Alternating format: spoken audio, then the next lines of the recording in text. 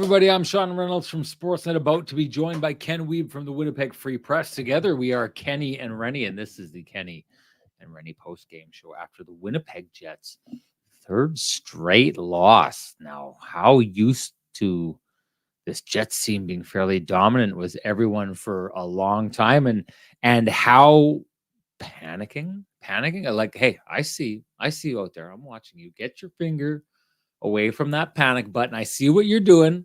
Calm down. It's 3 games. It's not the end of the world. They're not getting blown out. They're coming on the other side, the wrong side of the score, no doubt.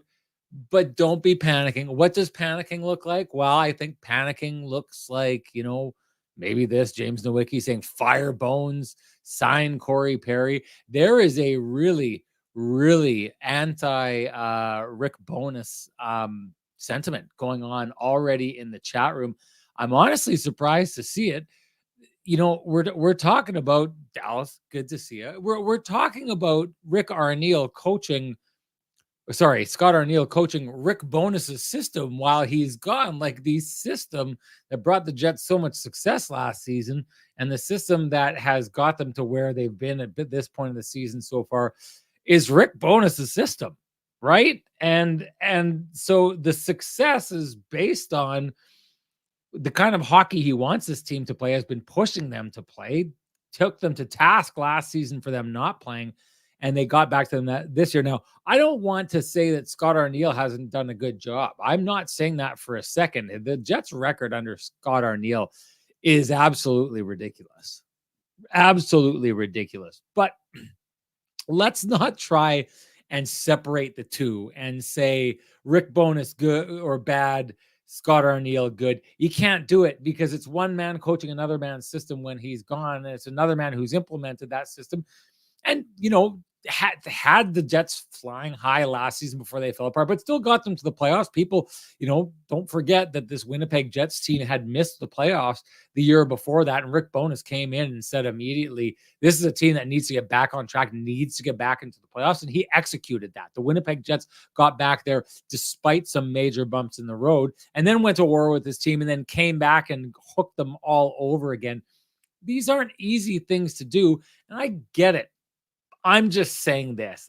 I think you're taking the easy way out if you're trying to suggest for a second that Rick Bowness is the problem, and he came back and the Winnipeg Jets decided we're just going to stop playing hockey right now. And I'll say it in this manner. Let's talk about this, okay? Let's take a look at the last 5 games. They've lost 3 straight. They won 2 before that. The last one they won, which everyone was talking about as being the crowning achievement of the Winnipeg Jets season, that game against the Florida Panthers, Rick Bowness was behind the bench. And that game looked very similar to the same hockey that they were playing when Scott Arniel was in charge. But even before that, when Rick Bowness had not left to take care of his wife in a very trying situation. What we're seeing right now, though, is the Winnipeg Jets. Okay, sorry. I should make sure this is my take. I don't want to say it definitively. Hate it when people say things definitively. What I'm seeing from the Winnipeg Jets right now was a team that had kind of arrived at the peak of their game, right? And you can't stay there all year. We've talked about this quickly on the conversation, but I was thinking about this. It's kind of ruminating in my head the last couple of, it's a lonely place to be up there. So things have a tendency to ruminate in there. Adam Lowry's talking a little while ago, and he's talking about parts of their game they really liked that they wanted to stay at, and other parts of their game they thought they had to, work on. But well, it feels to me like a little bit like the game of golf. Like when you think that you've arrived, that you've figured it out in the game of golf, it's a sport that like shows a way to humiliate you at that point. Marshall Patterson, when he checks this out, is going to understand this entirely. And I was thinking when that happened that the Winnipeg Jets and the idea that they'd like lock down certain parts of their game is kind of, I think, exactly the time where those parts of your game seem to fall apart a little bit. I was wondering if we'd maybe see a little bit of that, but I think the real important part about what we're seeing is the Jets for the longest time were just steamrolling teams, right? Possessing the puck, dominating them 5-on-5, just really go brand of hockey, and really not allowing the other team to touch the puck. But we saw a sign of this, not the last Dallas game, but the first Dallas game, where Dallas is just too good to let the Jets do that. And this is what I think everyone needs to think. The Winnipeg Jets, when you're assessing them, I know people love the games where they spank teams that, I actually really think Jets fans enjoy this more on average than your typical fan. I think fans loved it when the Jets beat up on teams, right? And when they kind of like take the lesser teams and give them a spanking and all those kind of things. I think Jets fans love that kind of stuff. But what they need to be looking out for is the signs of how the Jets system lines up against really good teams. It's why I think people were really excited and should have been excited when they played the Florida Panthers, when they had that game against the Tampa Bay Lightning. But that first game against the Dallas Stars was a look, I thought, of what would the Jets look like when they can't spend the vast majority of a game just dominating and steamrolling a team. When the other team doesn't touch the puck, it's less dangerous. When you've got it all the time, you're having fun, right? Dallas didn't let them do that, but the Jets bounced back and they came back after that. If we go back 5 games, the last game that Scott Arniel coached was against the Tampa Bay Lightning. Now, the Winnipeg Jets win that game, but if I take a look at that game, and I think if you look back on that game, you'll see the Jets, I don't think were the better team in that game, and I most definitely don't think you could ever hold up that game as an example of the Winnipeg Jets doing that thing where they steamroll a team, get on top of them, have the puck all the time, don't let the other team play with it, leave the other team with almost nothing but flipping the puck out of their zone just to try and slow all the pressure down. That was happening under Scott Arniel's watch, right? And I think just what we're seeing now is maybe other teams around the league having taken the Jets really seriously. It was a storyline we talked about in that show on Wednesday Night Hockey about the rest of the league paying attention and looking at these Winnipeg Jets and saying, we got to pay attention to these guys. Well, what happens when teams sit up and take notice? They start watching your game and they start dissecting it and they start wondering how you can break it down, right? And I thought Tampa, even though the Jets win that game, I thought did a good job of breaking the Jets down and not allowing them to just doggedly hold on to the puck, force the puck back at all times. So there's an example of that. They get back to that game against the Florida Panthers, but the 3 last games we've seen, no doubt, no one can say are those kind of games where the Winnipeg Jets just absolutely steamrolled them. I think the thing that needs the most examination in this show is the idea of how the Winnipeg Jets now, when they get into games where they don't get to just hold on to the puck and dominate the other team, like we saw in so many of their wins this season, how they survive those games, how they turn around.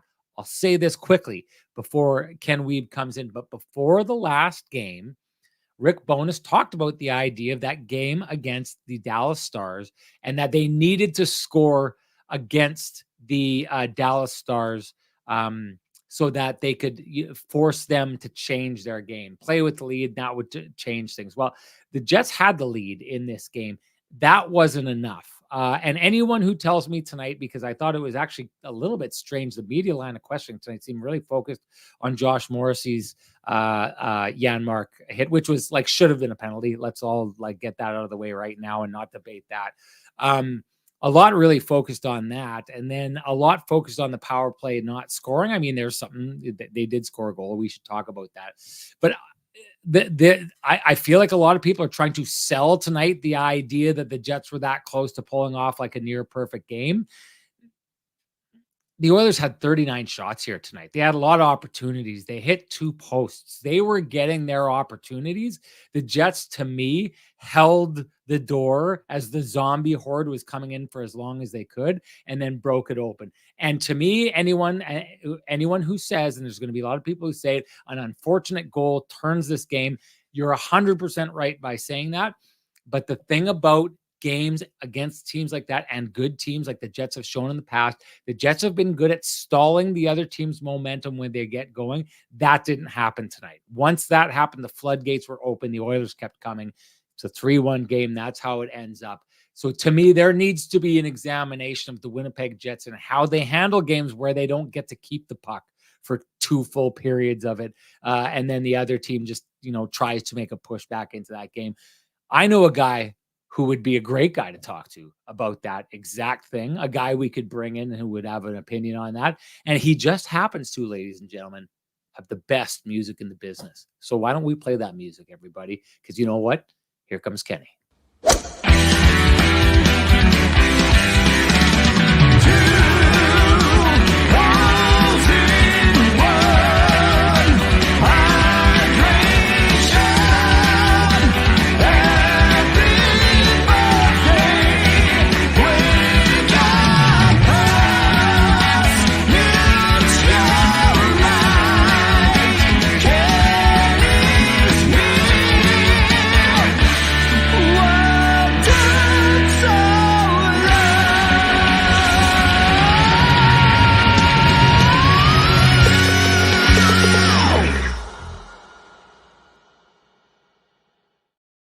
Ken Weeb, you look like $1,000,000 as always. Got the tree up in the background. Look, I mean, I don't think you're wearing makeup, but it looks like it. You look that good tonight. And I think something to do with it is probably that suit that you're rocking.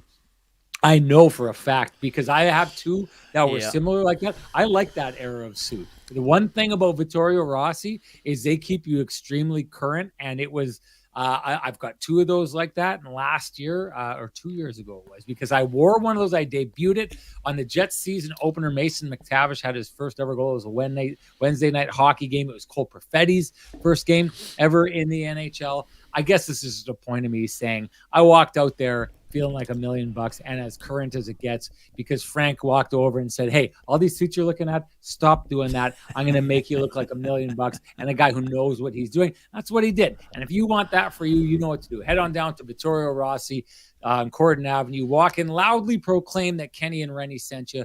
Ask for Frankie and the boys. And they too will keep you as current as possible, looking like you are fresh out of the magazines, the runways in Paris or London or New York. I don't know. You got to be Ken Weeb level to pull that off. But Ken, great to see you here tonight. Jets 6 minutes and 49 seconds away from a shutout, and then the elevator started falling down the shaft. What happened, Ken? Yeah, I think I would contend to agree with a good portion of the opening, Sean. I would say that the Jets, contrary to what Rick Bowness's retort was, I think they did sit back a little bit too much in the third.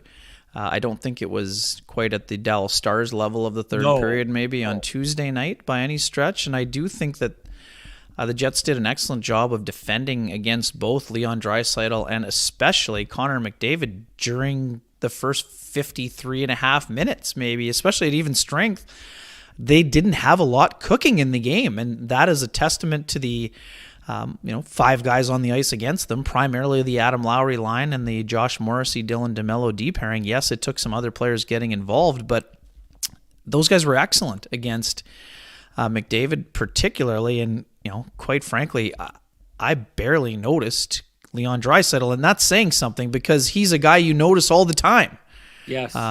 So I don't love the Jets third. I don't think their intention was to sit back, but Sean, I just think that this is one of those classic games where a team builds a 1-0 lead, and the inability to get that to 2-0 really hurt the Jets in this game. I don't think that they played poorly, but once again, they played a team that took advantage of a clear break. Connor Hellebuyck was excellent for the first 32 shots that he faced. And then he let one in that absolutely has to be stopped under any and all circumstances. That is flat out, do you know the Muffin Man special? Like, that goal cannot happen in this game or any game, especially in a game where the Jets had played pretty well overall. And make no mistake, Hellebuyck was excellent. The Jets could have been down early and often in this game. He made a ridiculous save. I was trying to use the proper analogy. He was basically sitting sideways. That save he made on Ekholm is ridiculous. It wasn't a two-pad stack. It was basically try to take away the entire bottom of the net. We couldn't decide if he had thrown his fishing line already into the water or if one of the oars from the boat had fallen over and he was trying to catch it. Nonetheless, he made the save, and he made tons of saves. But and again, Rick didn't want to bury his goalie who's been, outstanding for them in this stretch of time. But the Jets did sag after that. I mean, there's no way they did not sag. So, that's just the way that it is. So, Beer League, I'll do my best to try to be here for the buzzer. And even when I'm in the buzzer, outside of the one time Sean actually let me in accidentally, it will look like I'm always late. I let you in. I'm pretty sure you forgot to take me out, maybe. No, it was my fault? Okay. You don't have control over that. You don't have I can't believe you just threw your producer under the bus. Oh, man. It was probably my fault. Sorry, it was probably my fault. Anyways, sorry to get derailed at the buffet here. We don't want the divorce lawyer coming in too. Not quite yet. Yeah. No, I mean, the Jets scored on the power play. That's something we've been, we talked about this for 2 days, essentially, Sean. The inability to score against Dallas on the 0 for 4 and the, almost 2-minute, 2-man advantages. That was massive in that game. But so the Jets found a way to get it done. And how did they get it done? With motion, right? This is what we've been talking about. Yeah. I mean, when the Jets power play is rolling, it's because it's moving. And it was moving today. And I don't think it was a coincidence that Gabriel Velarde was back on the power play and helping spark a lot of that movement. And lo and behold, there's Gabriel Velarde in the high slot taking a pass from Cole Perfetti for a banging one-timer in the second period that Stuart Skinner makes a ridiculous save on. I mean, that element is going to help the Jets power play so much because that is what will open up the seam pass one-timer to Kyle Connor because you have to respect the other play in the high slot. So overall, 5-on-5, Jets were fine for the most part. It's a non-danger chance. You know, could there have been a partial screen by DeMello? Sure. The shot is through his legs. Yes. But Connor had that. He played it perfectly. He just didn't squeeze it. And that's the thing that in a game where a goaltender makes so many saves, that the frustration level for the players on the ice and everything else. But what do we see, Sean? And I can't think of a better play than... I'll save it for later. Never mind. I'll put it in the old, file that one for a bit later when we get to the Johnston group. Got you covered. But sure. I certainly noticed something after that goal was allowed, and I'm sure that you did as well. And that we're going to go to that in a minute or two. I know some folks in the chat room kind of going wild about not liking Ehlers, Scheifele, and Connor. I could not disagree more. They were dangerous. They were the Jets' most dangerous line offensively in the game today. Kyle Connor's sights were a little bit off, but in the first two shifts of the second period, three grade A looks that he had. Later in the third, he had a backhand that went a little bit higher than he had intended, but I liked what Ehlers was creating with those guys. Was there one turnover in the first period that most people in the building didn't like, including the coaching staff? Of course, but for the most part, I actually liked what that line had done together. Second line, not a whole lot cooking for them. Third line, I mean, they got the toughest job in hockey, trying to contain or neutralize Connor McDavid, and they did it at 5-on-5. So I don't care that they got caved in shots and shot attempts and Corsi. Who cares? Most of the chances were not of the dangerous variety for McDavid. And here's the thing. Zach Hyman, great in the game. Had a ton of shots. 6 shot attempts, 10 shot attempts, 6 shots. I mean, yes, excellent. But guess what? Even though Zach Hyman has 12 goals, you would prefer Zach Hyman to have the chances than Connor McDavid to have the chances. That's just the way that it is. You don't let the best player on the other team beat your team if that's part of the game plan. So I didn't mind a lot of the way the Jets played, but I didn't like their third period at all, and it cost them. I mean, that's just the way that it is. I mean, that this is a learning process. You got to have to learn to play with the lead. The Jets were excellent playing with the lead on Friday night in Florida. So I don't want to hear this is last year. Jets don't know what they're doing. They're too passive. They literally 3 games ago played a complete 60-game effort, including the third period when they gave up almost nothing to the Florida Panthers. So I don't want to hear this woe is me. But hey, the Jets got to play better. They've lost 3 games in a row. Sean, this is the way that it goes. Teams lose games. Vegas is losing games. Boston's lost a few in a row. This is what happens. Now you get to differentiate yourself when you handle losses and show you can handle losses and you don't allow them to pile up. So, I mean, that's part of the beauty of hockey. First quarter, the Jets dealt with a lot of stuff off the ice. Coach that wasn't there dealing with a personal family matter. They had some major injuries. They fought their way through it. Now guess what? You've got a legit 3-game losing streak, all in regulation. Suddenly, being within, striking distance of first place.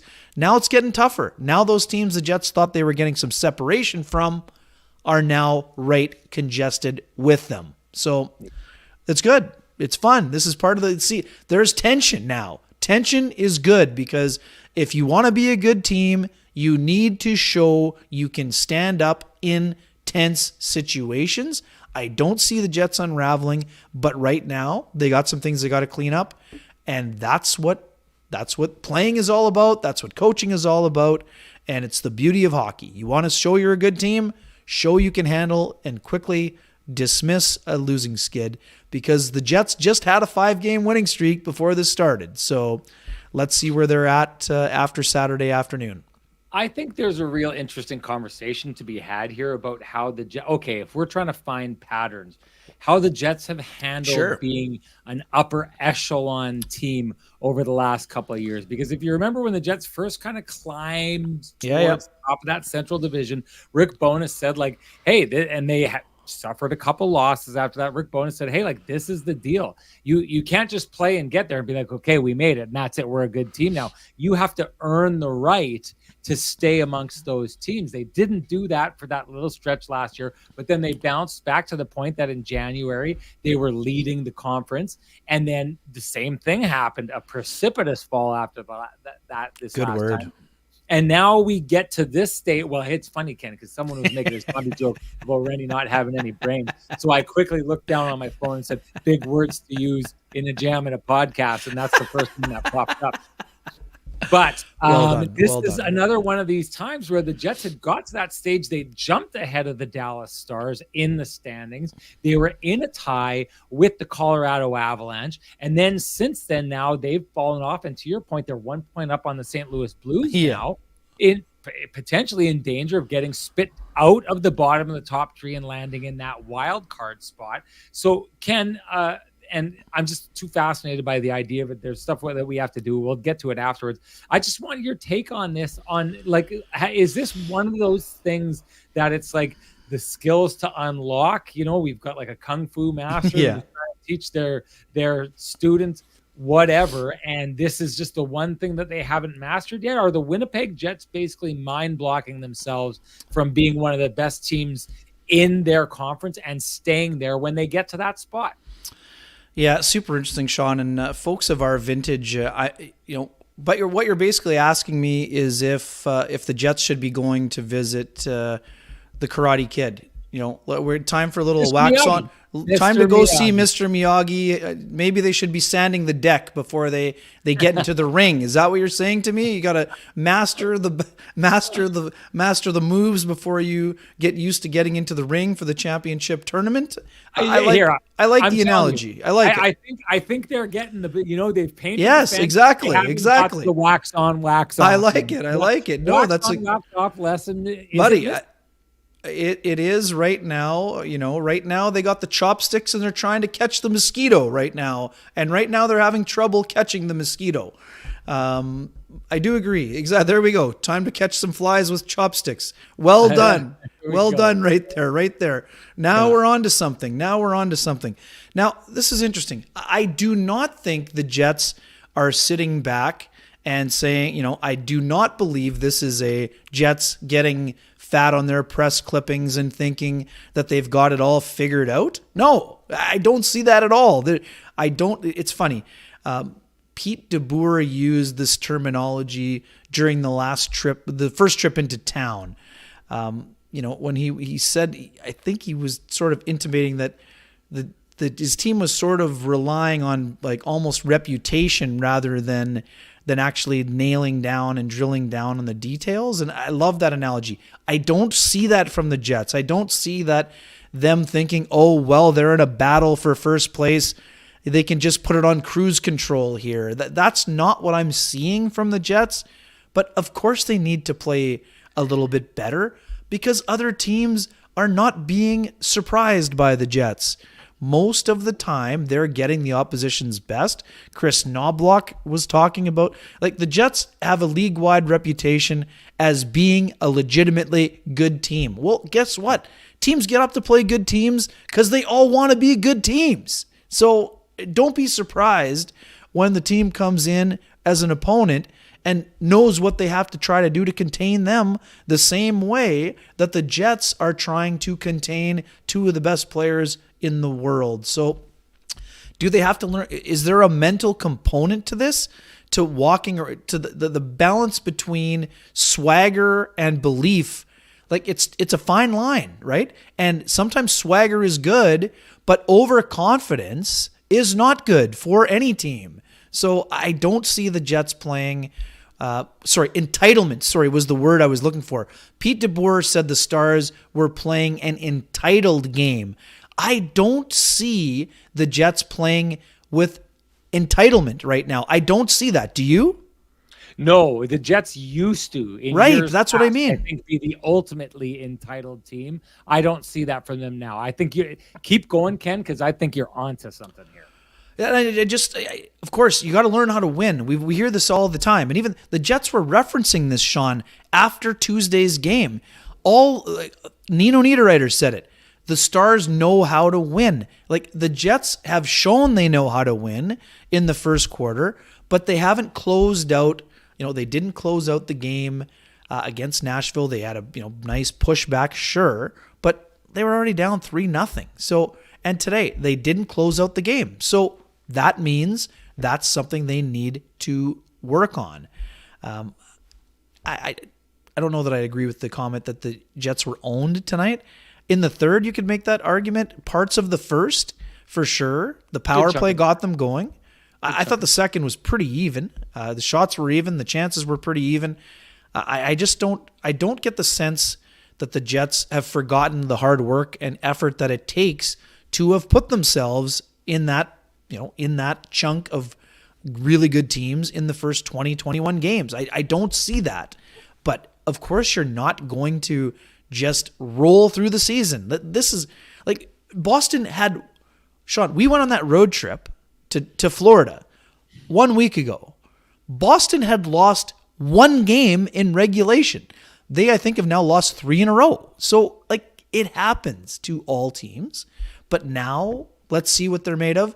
And part of that is this whole learning how to win, not sitting back, pushing back against the opponent. And, hey, it's a tough gig.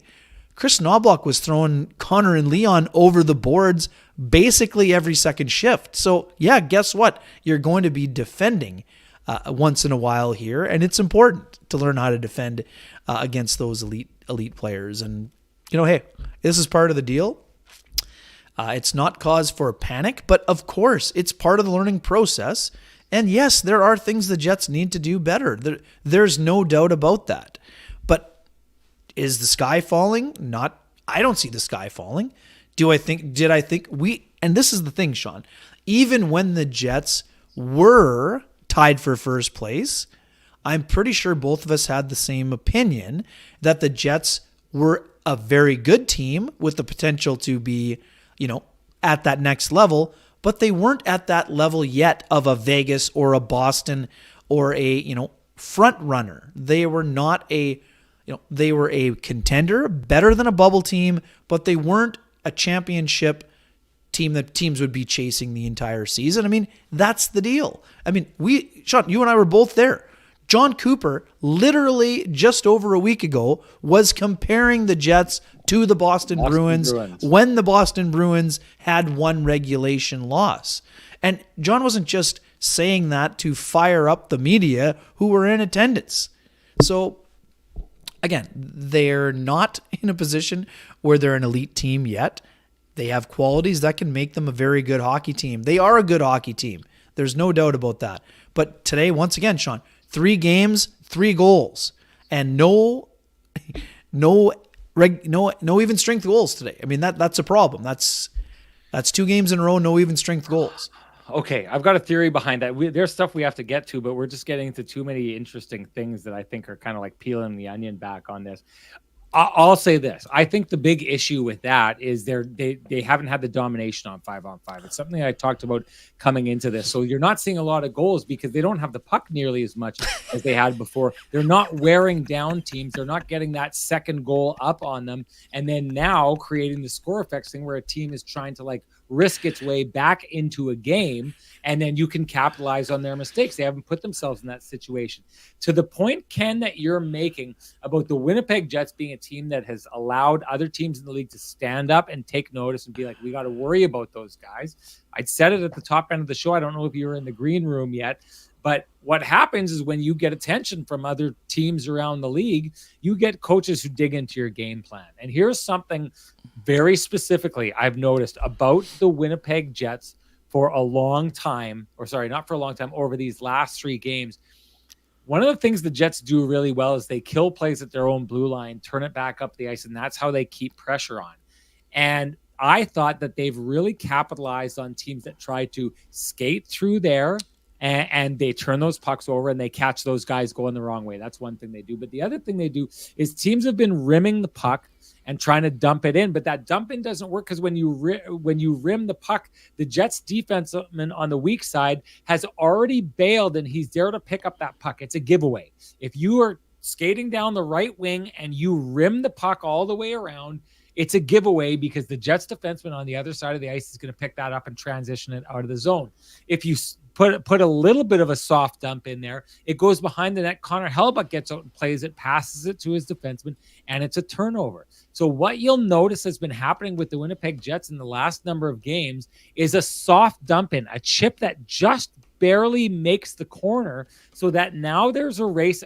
It's a temptation to try and get that Jets defenseman on that side, like think of Dylan Sandberg or someone like that, Brennan Dillon, to try and like hold the guy up and risk taking a penalty. But then what it means is the Jets defenseman that's cheating on the rim around now has to cross all the way across the ice to try and get that puck in the corner. And it's a foot race they've created. I think it's a glitch in the Jets system right now that other teams have discovered, and they're exploiting it. And why is it important? It's important because instead of the Jets just instantaneously getting the puck back, heading down the ice, rolling on teams over and over and over, dominating at 5-on-5, and then eventually just getting the puck to go, getting the puck to go, getting the puck to go, the Jets now are spending more time in their own zone trying to fight and win that puck back, I think, because other teams have found a way or a weakness in their system. What that means is by the time the Jets do get the puck, they're tired, so they can't head down ice and dominate the way they have.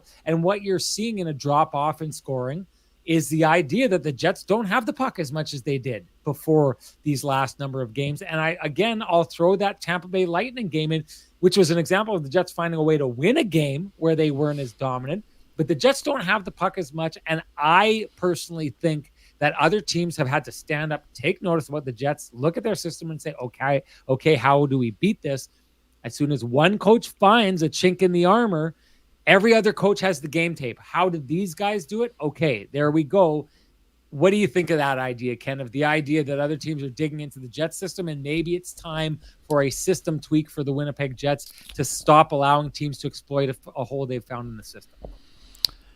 Yeah, I mean, for sure, people know how they're playing, but I mean, it's also the system that gave them the success. So I don't think it's an abandonment.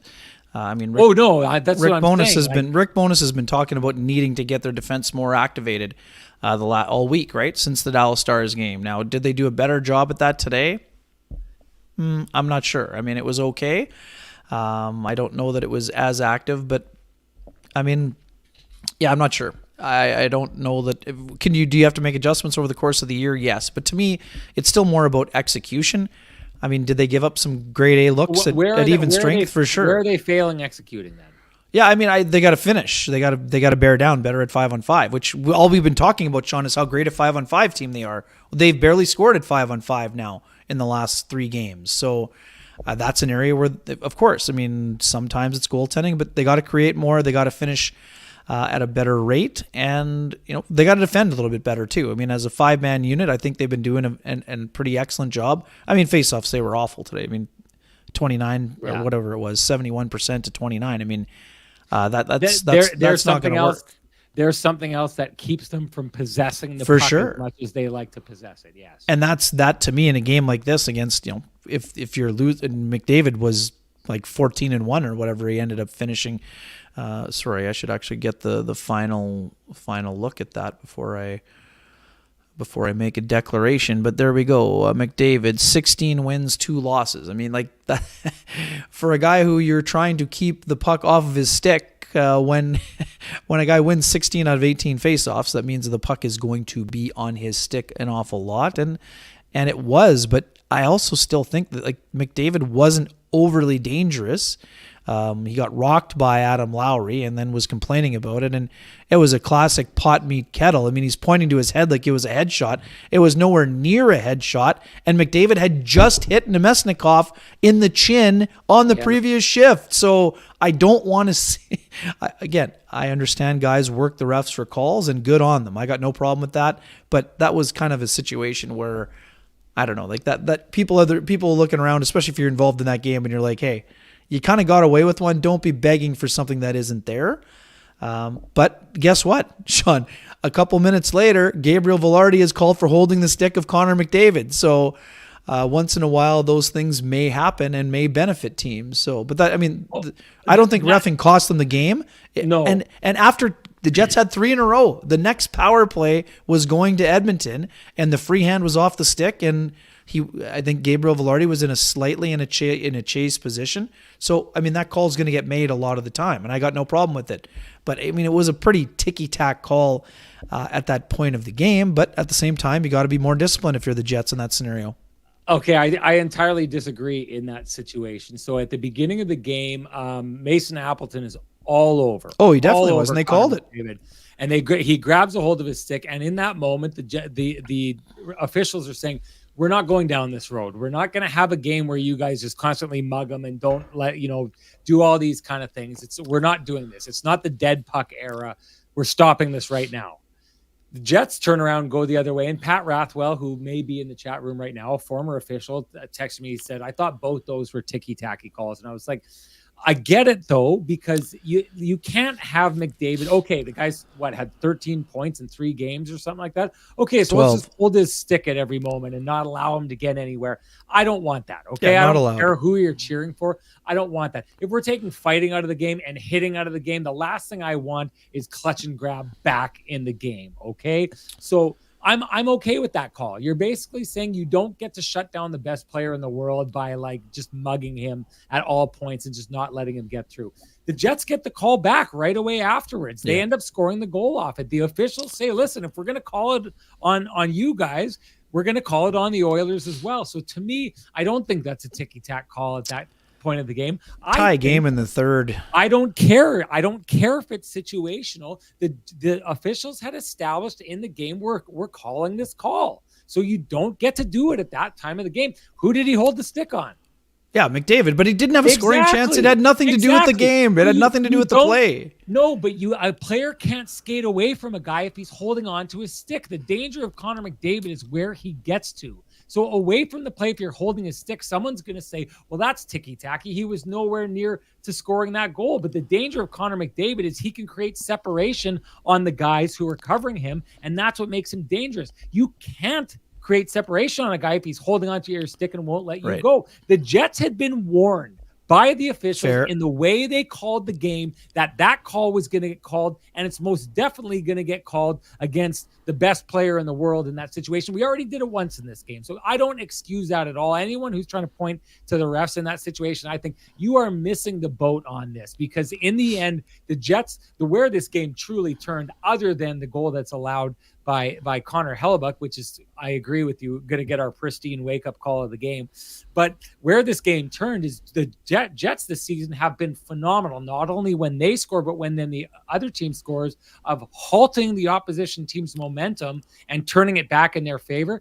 That didn't happen. The steamrolling continued after that, and that was part of it, grabbing onto a player rather than skating to the spot he's trying to get to and getting in front of him.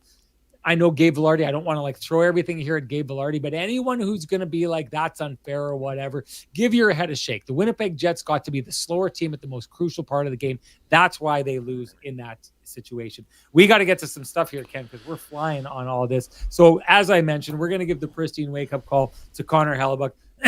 If you're not a Connor Hellebuyck person, savor it, because he's probably not going to win this award very often. But no doubt in that situation, that's a goal. We'd like to say that's a goal he would have wanted back. I think he was absolutely in his head, if he's being honest, a little bit livid that he allowed that goal, because the game does, turn on that play. So that gets the pristine roofing and siding wake-up call of the game. And you know what that means. Time to give North End Rick the wake-up call at 1-204-981-6289. Get him down to your place and have a look at what you need if you think that you need any work done when it comes to exteriors or roofing, any of those things. If you don't want to give North End Rick a call, give Pristine Roofing a call at 1-204-237 7663. Let the professionals take out the ladder and get up on your roof. It's the best thing that you can do. I should give a shout out, by the way, Ken. I feel for a guy who fell off his roof, and you saw the video, it's not pretty, dislocated his shoulder. I feel like $1 million. And I just want to say, I want to give a shout out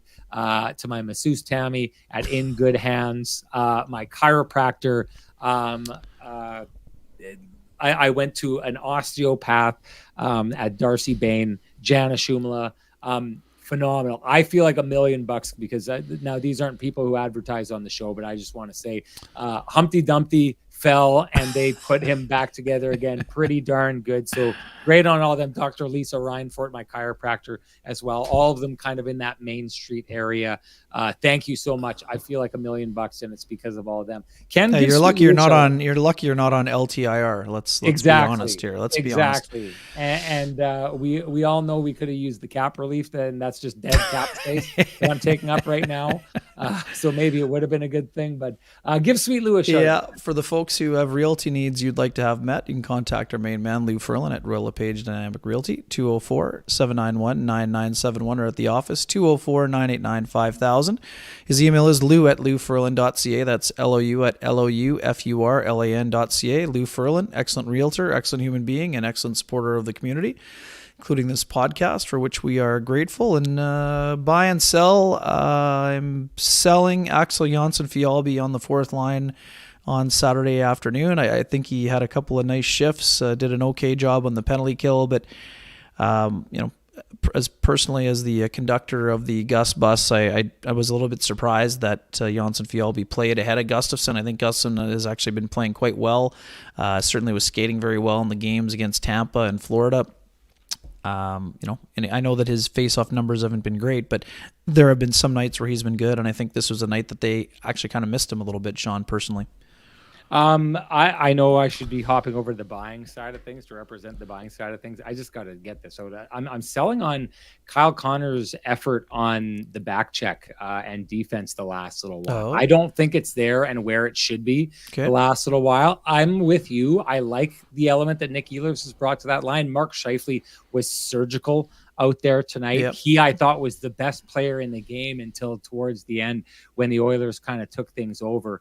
But I think that line right now, and hey, it gets hidden because he gets the second assist on the goal on the power play. So he's still producing, and him and Mark Scheifele each lead this team in point production right now. And they're doing good in the top 20 in the league. I believe they remain in the top 20 in the league when it comes to scoring, but the idea, and Mark Scheifele talked about it on our post-game show after the last national game that we did, the interview that I did with him. This team is priding itself on getting offense the right way and building off defense.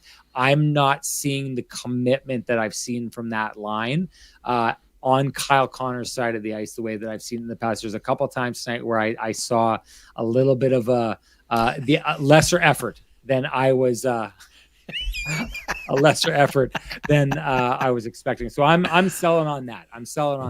Ken, we should probably keep moving here. Give me your Johnson Group got you covered play of the game. Yeah, okay. I sort of touched on it earlier. I didn't go into it, but after the goal was allowed by Hellebuyck, who's the first person who patted him on the pads, Sean? I'll give you one guess. Adam Lowry. Yeah, this is a very simple act of kindness. It's also we know you had our back for the entire game. Tap on the pads, they'll get one for you. And they didn't. But I love the fact that Lowry did that. I'm not surprised by it. It's what he does. It's what any good leader does. But it's another example of great leadership in a game where Adam Lowry, I thought, was mostly excellent. I mean, yes, his faceoffs weren't great, but his game overall I thought was solid. And it's a small thing, but it's a subtle thing that is important, because he knows that Hellebuyck is pissed off in that very moment. But he knows that he needs to remind him, you've been great tonight. Be great for the rest of the game. I love that play. I couldn't agree with you more. And I couldn't agree with the idea that they really, like you're talking about Connor McDavid and Leon Draisaitl, who came in red hot. And I thought they looked rather pedestrian for the vast majority of that game until the very end. And Adam Lowry's, I mean, this is to me there's so, and again, I do agree with the other people out there. I do think when the chips are down, you look back on that game. I do think the Edmonton Oilers were the better team. I don't think, and I agree with you, I don't think the Jets were at Dallas Stars level. Let's just go into a shell, and because there was a number of plays in that third period, a number of shifts where Mark Scheifele's line got out there and looked really dangerous and took it into the offensive zone and did those kind of things. But I thought if you take a look at the vast majority of that game, the Oilers are the better team, but it was hard for them to generate really good scoring opportunities because the Jets were doing such a good job of protecting the home plate area. And I just thought that Lowry's line, Appleton getting into McDavid's grill there and just seeing it over and over again. I thought there was one play where that line started to, mix it up a little bit in the Jets offensive zone. And, Niederreiter dove for a puck and chipped it out. Just like the awareness of those plays, like we need to relieve the pressure right now. I have to get this puck out. And getting it out. They did such a phenomenal job. They just didn't close it out in this game. So even I thought this was a game where they weathered the storm almost perfectly. I just didn't think they bounced back well. And I'll say this too, Ken, like that after they scored to make it 2-1, the Jets put out their top line and the Oilers got a hold of the puck and took it out into the Jets zone and wasted 40 seconds or whatever it was. That to me was a real sign where they needed to be after that first goal. But, I agree with you. The idea, the captainship, which is not a word, but the way that Adam Lowry handled that, he handled it like a true captain. That was where he needed to be at that time. I thought he handled it, and that's a perfect representation of the Johnson Group Got You Covered play of the game. And hey, do you run a small business in Canada? Look to Canada's #1 employee benefits plan, Chambers Plan, to give you a competitive edge. Chambers Plan is a simple, stable, smart choice for over 30,000 businesses countrywide. Visit chamberplan.ca to learn more. Okay, let's move on to the keg save of the game. I thought it was Hellebuyck on Matthias Janmark. I mentioned earlier that I like this. Yeah, on the breakaway, yes, and especially I think it was especially important because it was shortly after the villainous hit on Josh Morrissey. So the fact that he ended up getting a breakaway and Hellebuyck stopped him, I think that gave the bench a little bit more of a lift than you might normally see. But yeah, I thought that there were great saves by both goalies during the course of the game. But I just thought that given the circumstances involved in the game, I thought it was the best save of the game, and that's why I've chosen it as the keg save of the game.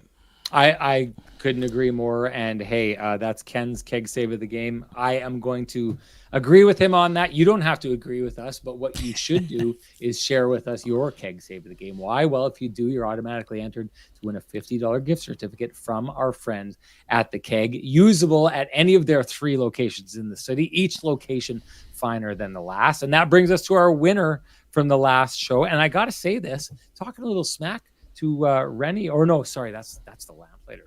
So hey, if you've been talking smack to Renny in this show so far, get excited right now. Not because your burns are landing, because they're not, but because one of you chumps, yeah, that's right, chumps. One of you is going to win the Lamplighter. And hey, let's just get this out there right now. It's a 16-pack because B. Henderson did not claim from the last show. So there's B. Henderson's in the show today.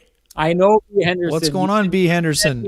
Anything. So anyways, we had to throw it back in the pot. So some chump out there, I wish it was B. Henderson, but instead someone who's been smack talking Renny is going to come out really happy. Good burn in the show earlier on. Anyways, Keg, winner of the Keg save of the game from the last show. That would be Hellebuyck, who every game he's in there. Direct messages me. He throws it in the show as well, but every game direct messages me, and it pays off to DM Renny. Not get your minds out of the gutter. We're talking strictly about the Keg save of the game and the Lamplighter. But Hellebuyck, you know the drill. You got to direct message me at SN Sean Reynolds or where you've been sending me those direct messages. Send me your full name. Send me your email. I will send you a $50 gift certificate to be used at the Keg Steakhouse on all that fine food and drink that they have there. You can use it at any of the 3 locations. Each location greater than the last. Okay, Ken, let's move on to the Lamplighter. And before we do that, so not only Ken, am I going to gift a 16-pack to someone who's been talking smack to Renny in this show, But if you remember a couple shows ago, SK won the Stewart, Lamplighter. yes. Stu out in Calgary has won it before, and he's gifted it back into the show. Now, he gifted it with a condition. He said, if someone does this in the chat room in the next show, I will gift them my 8-pack of Frosty Delicious Lamplighter. And what his condition was the first person to say something nice about Willie Hainla. Yes, the segment that will be coming back to the show, say something nice about Willie Hainla. SK can't wait for that segment to return. And he couldn't wait to the point that he was waiting for someone. It was the trap was set at a good trap, the kind that wins you Frosty Delicious Lamplighters. Anyways, there was someone in the show that said hashtag Free Willie. And I hate to say it because I already got a handout Lamplighter, someone who's been talking smack. The bile is rising up in me, Ken. But the person who said hashtag Free Willie was none other than T. Will. T. Will, you get to claim, if you can find my number, I may change it just so I can give him a hard time, but he knows what to do. Direct message Renny, and I will send you an 8-pack of Frosty Delicious Lamplighter that probably will taste frosty and delicious and a little bit like revenge for you, T. Will. I hate it happening, but it's happening anyways. Them's the rules. Renny has no control over it. So T. Will, you get the 8-pack from 2 shows ago. Ken, what's your Lamplighter of the game? Oh, I mean, the Lamplighter is, there's only one. I mean, this is a vintage Leon Draisaitl one-timer in a game where, as I mentioned, I thought he was mostly unnoticeable. Had the puck in his stick a few times, yes, dangerous on 1 or 2 occasions, but not a dominant force by any stretch. But guess what? Connor McDavid draws the house to him, sliding through the slot. Perfect pass, one-timer off the short near side post. Bing, bang, boom, in the back of the net.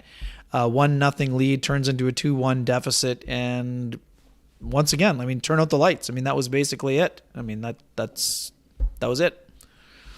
Good stuff. I'll take it. Really good. The Jets goal is pretty, for sure. A great identification by Mark Scheifele. And great job by Cole Perfetti to give the stick as an option there, right, Sean? I mean, that wasn't a shot. That was a clear pass to a guy who was, sneak attack on the back door, and nice job by Scheifele finding the lane. Well, and here's the deal. The Jets' problem with their power play before they started scoring had everything to do with the idea that they weren't getting to the front of the net. It sounds crazy because he's not the biggest guy in the world, but what we've seen success on that power play, and a lot of that success has to do with the idea that somehow he's getting to the front of the net. I mean, Cole Perfetti is the guy who's getting to the front of the net. There's another example of it tonight. Rick Bones talked about how he's getting there. It's not with size, it's with smarts. He's finding the time to get there when people aren't seeing it. But the fact of the matter is he's going to the front of the net. I just think there's a lesson there to be learned by the rest of the Jets team. They score tonight because they get to the front of the net. We've talked about this for so long. When their power play wasn't working before, we said they need to get to the front of the net. I had suggested it was about to turn around because they were starting to go to the front of the net, and then it turned around and they started scoring on the power play because they were getting to the front of the net. Now recently it's stopped because they're not getting to the front of the net. This is another example of Cole Perfetti showing the way. He's the guy with the lamp in his hand, the lamplighter, if you will, ladies and gentlemen, taking people to the dark areas and showing them where to go. The rest of the Jets team needs to get on board with that because the way that the goals have dried up the last couple of games, yes, I'd said it before. I think it has a lot to do with the fact that they're not possessing the puck at 5-on-5 the way that they have. So it's just a numbers game. They're not getting as many opportunities, but they need to go to the net front more often, I would say. Anyways, so that for me would be my lamplighter of the game. But what I think is the lamplighter of the game, it doesn't matter because I can't win a Frosty Delicious 8-pack of Lamplighter Amber Ale from our friends at Transcanada Brewing Company for saying that, but you can, which is why you should share with us your Lamplighter of the game, hashtag TCB, hashtag Lamplighter. I don't care what it is, just hashtag it and tell us what you thought the goal of the game was, and you are automatically entered to win a Frosty Delicious 8-pack of Lamplighter Amber Ale brought to you by our friends TransCanada Brewing Company, the absolute nectar of the gods. And like I said, we'll do this before we go. TransCanada Brewing Company, go join them in their tap room. If you can't wait for Kenny and Renny to gift you your own, it's at 1290 Kenniston Avenue. There's almost nothing I love doing more than heading over there, getting one of those tall blueberry beers and sitting down at the wood there. It's one of the best feelings in the world. I think we're going to meet up with the TSN boys and go there this holiday season again. But before that, we will be having the Kenny and Renny December to Remember Christmas / holiday party / December to Dismember party there, December 10th, Sunday game. Yeah, Sunday game against the Anaheim Ducks. Against the Anaheim Ducks. We would love to see you there. It's going to be an absolute great time, live podcast, but we'll be watching the game with you. And if you have not been to one of these, get down to one of these. They are a ton of fun. We always make sure it's a good time.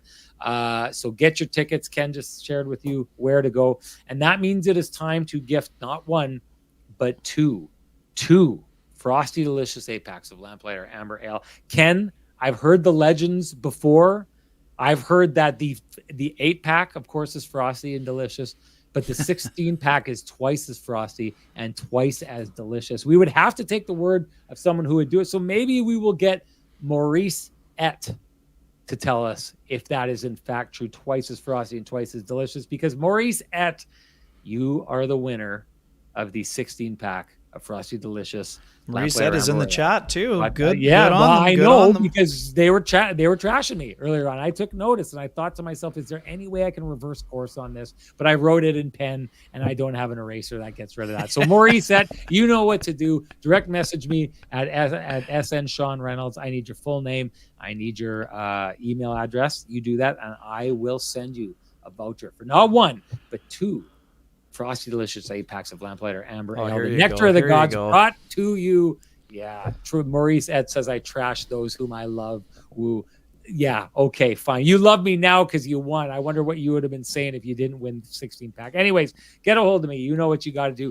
Ken, I wanted to touch on something just quickly before we go. I wanted to get your take on where the lines are at.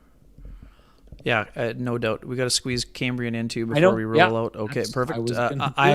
Sorry. But you just had to bring it up in front of everybody.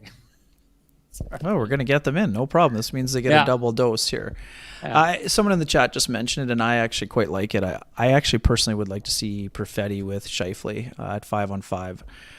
I know it means playing him on his offside. He did it a little bit on the time when he was with Pierre-Luc Dubois and Kyle Connor. I do think that Cole is playing at a very high level right now, and I think that we'll have to see too. First and foremost, some folks have been asking. There was not much of an update provided. You were down there. I was writing. Rick Bowness did not have much of an update on Vladislav Nemestikov, so we'll see what happens. I mean, if he's available, obviously for Saturday, then he'll stay in the. I would expect he stays in the top 6, but we'll see. I would like to see Cole Perfetti with Kyle Connor and Mark Scheifele, but we'll have to see.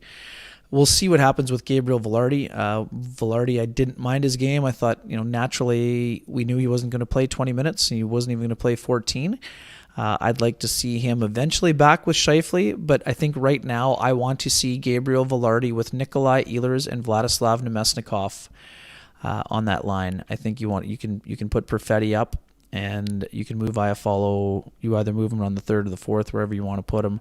I'd like to see Iafallo on the penalty kill, but outside of that, I like I said, I like the way that Ehlers played with those guys, but I think long term, I'd like to see Perfetti get a run with those guys at some point, because I think he's really starting to click, and they're clicking on the power play. Him and Scheifele are spending a ton of time together. They talk hockey all the time. I think there's something there. I think. Ken, I've been known on this program to entirely go at your takes, your line. Keep them coming, buddy. Keep them coming. Like a bulldog tearing away at a sock. I'm not going to do it at this time. I like the idea. I like the idea of Cole Perfetti going up onto that line. We've seen what his hockey IQ looks like on a secondary line with Vladimir Nemesnikov, who I think is a very straight line player. You put him with other smart players like that, I think it could be amazing. I think, Ken, that it could really pay off. And if you're looking to pay off high interest credit cards or debt, we suggest you go talk to our friends at Cambridge Credit Union about their payoff loan. They can show you how taking out a loan to pay off your debt actually gets you debt-free faster, and you can save thousands of dollars. Go to CambrianMB.ca to book an appointment online. Can someone book their way out of the show? It's been too long since we've had that, and they called for the headband. So before we shut this down, let's make it a Sean's Headband version of the Kenny and Renny Show.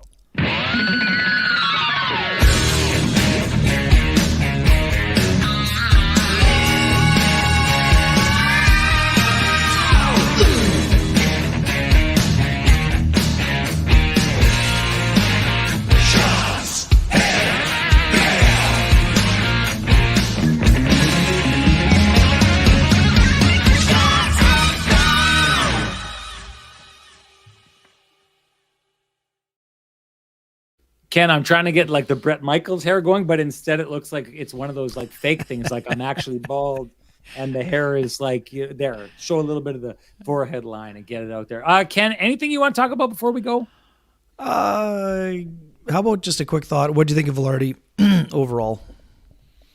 I thought it looked like it was his first game back. Again, I think he gets caught at the end of the game. I don't know that, okay, if we're criticizing coaching, I don't know that having that line out there at that time of the game with a guy who hasn't been on the ice for a good chunk this year and a guy who spent a good chunk of it was after the icing too, though, right? It was after the icing, I thought. But I mean, they got caught out there, right? Because that's what happens. You're playing them at that point of the game, and I know that we've been giving this coaching staff a lot of credit over the year for the idea that they roll 4 lines, right? And everyone gets a piece of that win. I just thought when you've got those kind of players in that game rolling at that time of the game, you have to have your best on the ice. And I feel like you're a little exposed if you've got AJF out there, and then you're even more exposed if you've got Velarde out there, only because Velarde has been missing for so much of the season. So if there's a whiff coaching-wise, I think that was it tonight. Other than that, I thought he looked good. I thought, you showed little signs of it. He also looks like the kind of player, though, that needs to play with an upper echelon style of player to really get what you need out of his game. I want him with Ehlers because those guys have been talking. Ehlers was talking about having a guy with some size, and I think that those two guys could have some good chemistry. Hey, I won't tear that one up either. And I won't, only because we're out of time here, ladies and gentlemen. Before you do go, though, if you appreciate the conversations happening in these spaces, please appreciate our sponsors who fight to keep the conversation going in this space. And for us, that's Vittorio Rossi, Cambrian Credit Union, Pristine Roofing and Siding, Sweet Lou Ferlin, the Johnston Group, and of course the Keg and Trans-Canada Brewing Company. Hey, it's time now. If you've been waiting and sitting on those December 10th tickets, get up and come on. We need you here right now. We need you, folks. We want to see you down there. It's going to be a fun time. We absolutely promise. Ask anyone who's been to one of these. We'll make sure it's worth your while. So come on down, enjoy some beer and some pizza with us, and enjoy a live viewing of the Kenny and Renny Show. It's going to be fun. It's going to be in the big room, so it's going to be an interesting one this time around, a different experience. We've never had a live show in that space, so we're looking forward to it, and we want to pack that joint. So jump on board if you haven't yet. Let's go, people. Otherwise, this was a really good... I felt seen tonight. Ken, I never feel more seen than when people are taking on my takes and just trying to rip me in the chat room. I felt seen tonight. People were going at it. I loved every single minute of it. You rocked it tonight. The chat room rocked it. I love this show. It was a great one. And I think we could maybe even top it in the next game, Saturday afternoon game, when Connor Bedard comes rolling into town. Ladies and gentlemen, let's go. His first game. I promise he is worth the price of admission. And I promise we will make sure that your price of admission for $0, to be honest, is well worth the time spent with us after that game. Hope to see you then. Talk to you later, everybody.